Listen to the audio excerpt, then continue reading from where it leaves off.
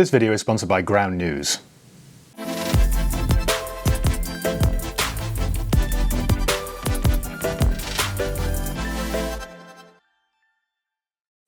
Alright guys, how's it going? Welcome back.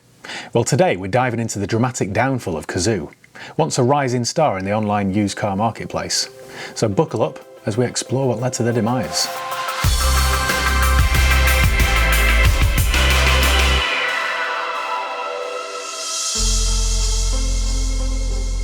Last month, Cazoo officially entered administration, and that marked a significant turn for the company. This was a company that was so ambitious it planned to revolutionise the whole used car buying process. So let's break down the key events which led up to this moment. Cazoo was founded in 2018 by a guy called Alex Chesterman. Now, Alex Chesterman was responsible for founding Love Film and also Zoopla, the latter of which he sold for £2.2 billion. So he's a very wealthy chap. And personally, I really admire entrepreneurs like him. I'm a little bit risk averse. Sometimes I need a kick up the backside to actually do something or to take that leap. So I really like to explore and research stories like Alex Chesterman's because I just find them really fascinating. After his previous successes with Love Film and Zoopla, then he went after the used car business. His aim was to make the car buying process as simple as buying any other product online, which does make sense. They expanded rapidly, investing heavily in marketing and even venturing into continental Europe. But beneath the surface, financial troubles were brewing. Now, as a used car dealer myself, I first remember hearing about Cazoo back in 2019, and I was quite worried. I thought this might be the end of days for people like me. Although having said that, and I have said this in previous videos many years ago, I just couldn't see it working. The whole idea, the principle does make sense, but people don't buy used cars like that. It'd be like trying to revolutionise the house buying process without letting somebody go in and look at the house first. It just doesn't. There are some things you can't buy blind online, and used cars are one of those. I've got the perfect example of this as well. I recently did a video where I was contemplating getting rid of my Range Rover and buying a Tesla Model Y.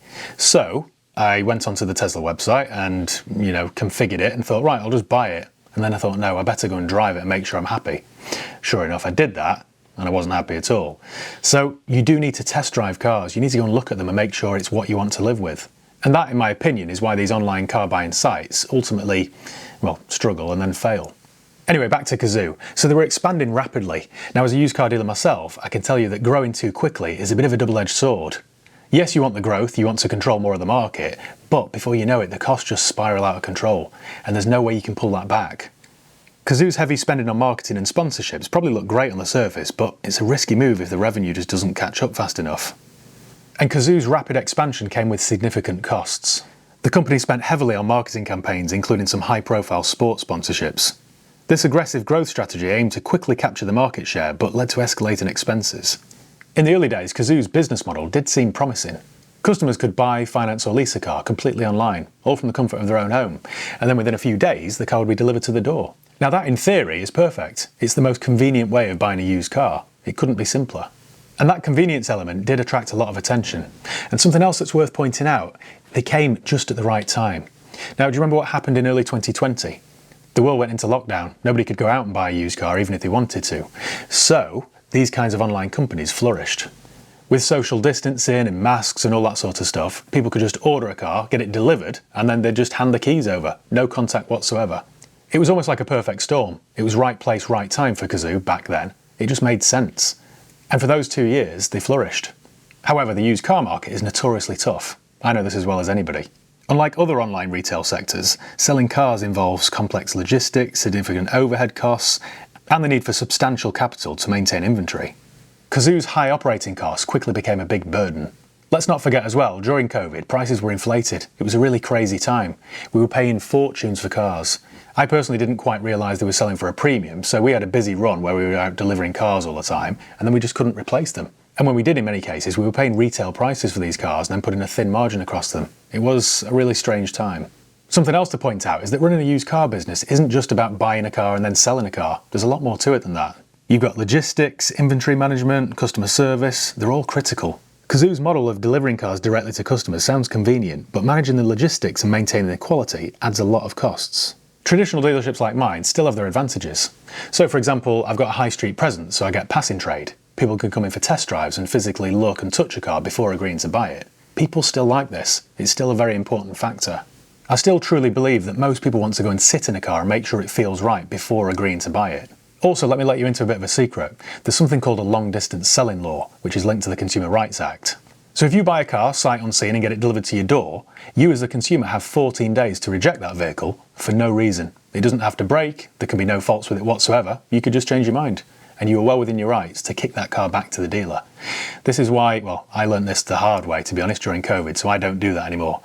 We do offer deliveries, personally, but you have to come and see the car first, test drive it, make sure you're happy with it, and then we can arrange delivery at a later date. We don't do blind car sales anymore because I've just been bitten too many times. And for companies like Cazoo, where their whole business model is based around that, they will suffer. I'm sure, I don't know the percentages, but, well, they've gone bust, haven't they? So that tells you everything. I'm sure they'll have had a lot of customers exploit that. In March of this year, Cazoo faced severe financial strain. They missed a critical $5.3 million interest payment, putting them at risk of default. Additionally, they failed to file their 2023 accounts on time, leading to a non-compliance notice from the New York Stock Exchange. Things just weren't looking good. Another major issue were the market conditions. The economic climate, including rising inflation and interest rates, severely impacted consumer spending and confidence. The demand for used cars fluctuates all the time. And in my opinion, Cazoo struggled to adapt to these changes quickly and efficiently. At the beginning of May, Cazoo announced that they needed extra capital just to stay afloat, which is quite a worrying signal. They'd obviously just burned through a load of investor cash. So they sought new funding and explored selling parts of the business, but these efforts fell through. Consequently, the board decided it was in the best interest of the shareholders just to shut the doors. Despite entering administration, around 200 employees have been retained temporarily. The administrators are working to sell various Cazoo assets to generate value for creditors and preserve jobs where possible. The future of Cazoo's online marketplace model remains uncertain, but the administrators are hopeful about securing a sale. An extraordinary general meeting with shareholders is scheduled for, this week actually, just to discuss the plans about winding up the company. Now, if you're like me and you want to stay on top of what's going on in the auto world, I've got just the thing. And that's thanks to today's video sponsor, Ground News. There's so much information available it can be hard to verify information, and that's often because we lack context about the source of our news. And that's where Ground News comes in. It was created by a former NASA engineer, and Ground News is an app and website designed to empower readers to navigate our complex media landscape. It gathers related articles from over 50,000 sources worldwide in one place, so you can compare how different news outlets cover the same story. It also provides context about the source of information, including their political bias, how reliable their reporting practices are, and who owns the source. And all of these are backed by ratings from 3 independent news monitoring organisations. I found their Cazoo story when I was on their auto interest page, so it just helps me keep up to date with what's going on in the auto world. Let's take the recent news about Cazoo's collapse. They've got 15 different sources for this story. You can see all the sources across the political spectrum, and even a map feature showing that most sources are from the UK. I can see some sources say 200 jobs are at risk, while others provide deeper context about Cazoo collapsing after acting over 700 jobs. Now, without wishing to sound like Donald Trump, there's an awful lot of fake news out there, so comparing articles with different headlines just helps give you a more well-rounded view of the news you consume. Ground News has editions for different regions too, so I'm using the UK version, but you can switch to the US, Europe, or others if that's what you're interested in. I personally like how Ground News helps me access different viewpoints, not just across the political spectrum, but around the world. I just think it's a great tool to find common ground between perspectives.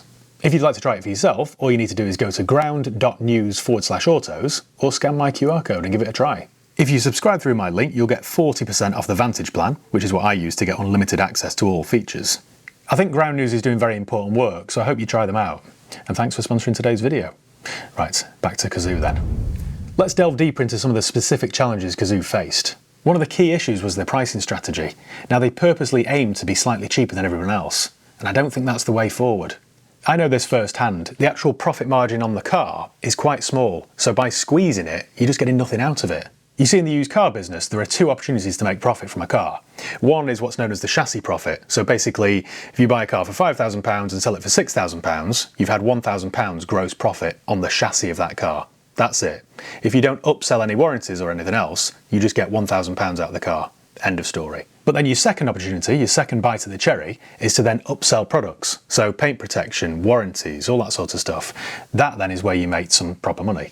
Now, I don't believe in any of that, to be honest, so I never do that, which is probably missing a trick, but I don't like it. I don't like giving the whole hard sell on warranties and SuperGuard and all that sort of stuff. So all I do from my business is just the chassis profit, which is why I'm reluctant to always reduce prices, because I don't need to be the cheapest person out there.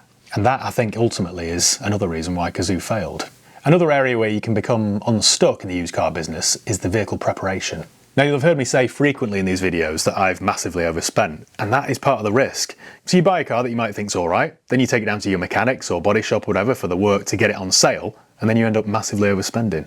Now, in my little used car garage that sells 40 cars a month, my bills are eye-watering, honestly, so I can't begin to imagine what somebody like Cazoo's were. And Cazoo invested heavily in their vehicle reconditioning centres, which aim to ensure every car met a high standard before being sold, which is commendable, but the costs just run away with themselves. Now, whilst this might have improved customer satisfaction, there's no business there.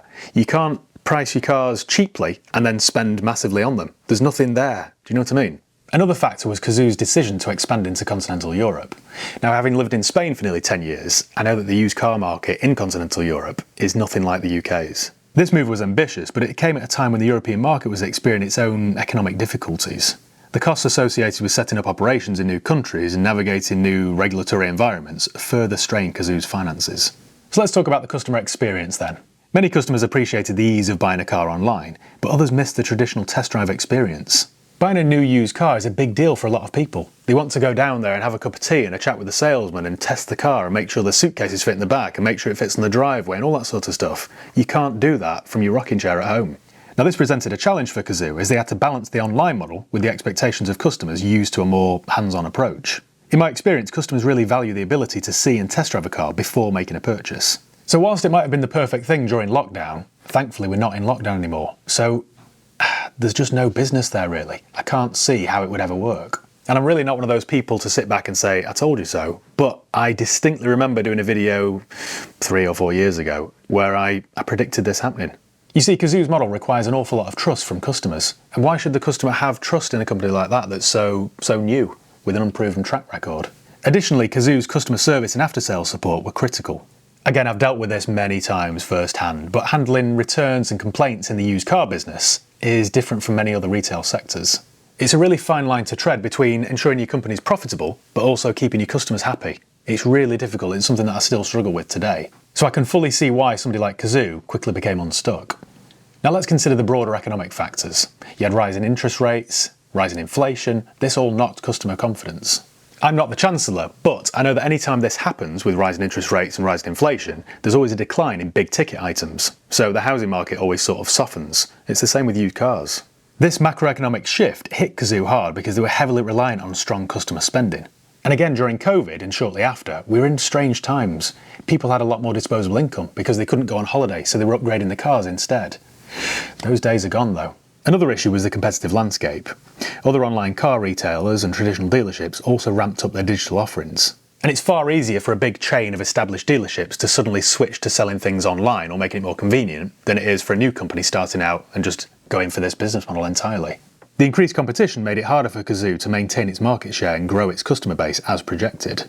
The competition in the used car market is fierce. So, for example, we're in the village of Romley now, which is a small little village on the outskirts of Stockport. There are 8 used car dealerships, 9, all competing with one another, and that's just one village in the whole of the UK. The likes of Cazoo have made traditional dealerships like mine adapt, more online services, making it tougher for purely online players like Cazoo. I found that customers often prefer a mixture of both traditional and online. You can't just go down one avenue. I think you've got to keep your options open and broad. To give you a sense of scale, at its peak, Cazoo had over 3,000 employees and a fleet of thousands of vehicles. Now, I can't begin to imagine the headaches associated with running such a big company. But managing such a large operation requires significant capital and efficient logistics, areas where I think Cazoo struggled to balance the cost and the service. Despite these challenges, Cazoo had a loyal customer base and managed to complete over 90,000 transactions, which is commendable, it's admirable. So it does demonstrate that there was a demand for their service, but operational and financial issues ultimately overshadowed their successes. In conclusion, Cazoo's story is one of high ambitions and significant challenges. Their attempt to disrupt the used car market with their online-only approach was quite short-lived. I just think they faced too many obstacles, from high operating costs, rapid expansion, fluctuating market conditions, and intense competition. What do you guys think? I'd love to hear your comments below. Do you think their idea was flawed from the start, or do you think it was down to economic conditions or, rapid growth? Let me know what you think below in the comments, and we'll have the conversation. I personally think that it was flawed from the start. I just can't see an online-only approach working in the used car business. Well, I think that's about it, guys. Thank you for watching, and thank you to Ground News for sponsoring today's video. And yeah, make sure you follow me on Facebook, Instagram, Twitter, and TikTok. I'll leave the links below. See you next time.